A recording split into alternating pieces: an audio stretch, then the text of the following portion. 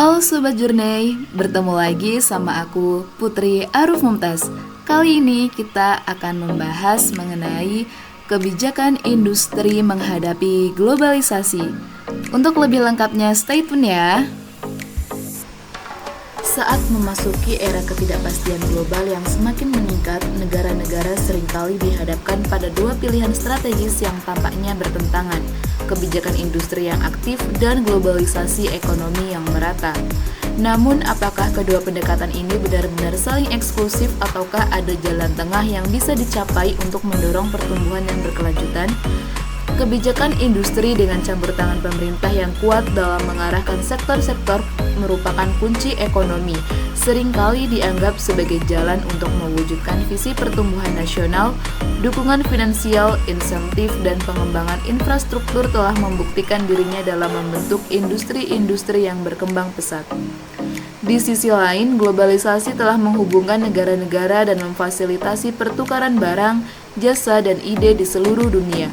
Dalam lingkungan ekonomi global, peluang baru telah terbuka bagi perusahaan dan konsumen untuk saling berinteraksi dan berkembang.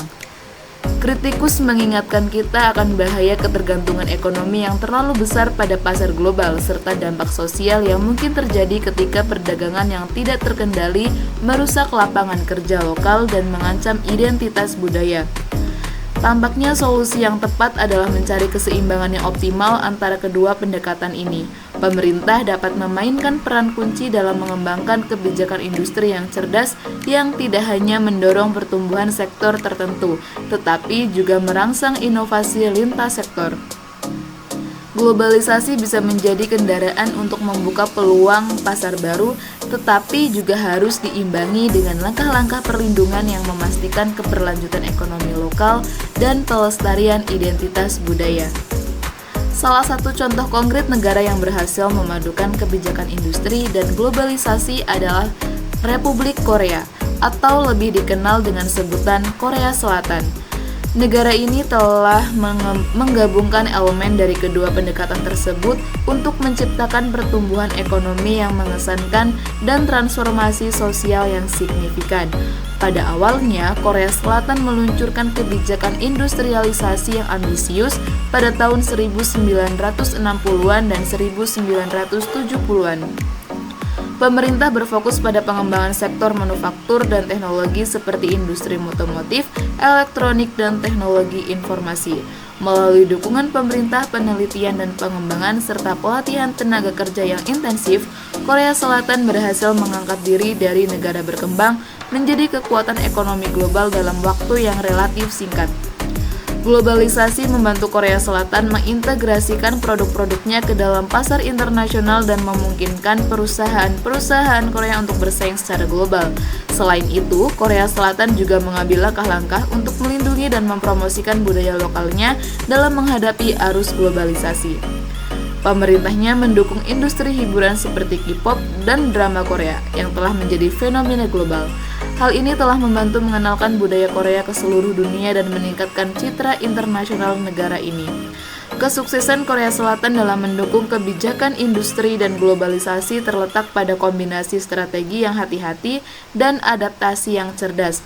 Mereka mampu mengembangkan industri dalam negeri yang kuat sambil tetap terbuka terhadap kolaborasi dan pertukaran dengan komunitas global.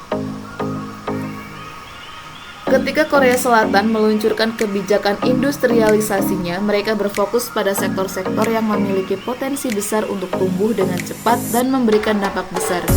Di Indonesia, peluang serupa muncul dari sektor pertanian, perikanan, manufaktur, dan teknologi. Namun, tantangan infrastruktur yang masih ada seperti transformasi dan energi memerlukan perhatian lebih agar kebijakan industri dapat berjalan sukses. Globalisasi adalah tantangan yang dapat diabaikan dengan pasar global yang semakin terintegrasi. Indonesia memiliki peluang untuk meningkatkan ekspor dan menarik investasi. Namun perlu dipertimbangkan bagaimana kita dapat melindungi sektor ekonomi lokal dan identitas budaya Indonesia.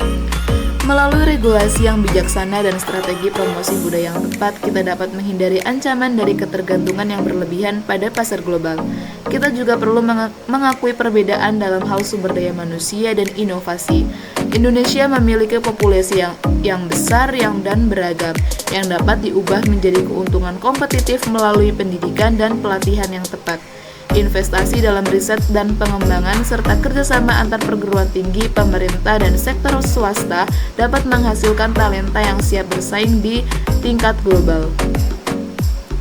Bersama-sama kita dapat merancang kebijakan yang mendukung kebijakan industri dan globalisasi dengan bijak, menciptakan iklim investasi yang menarik, serta membangun ekonomi yang berkelanjutan dan berdaya saing.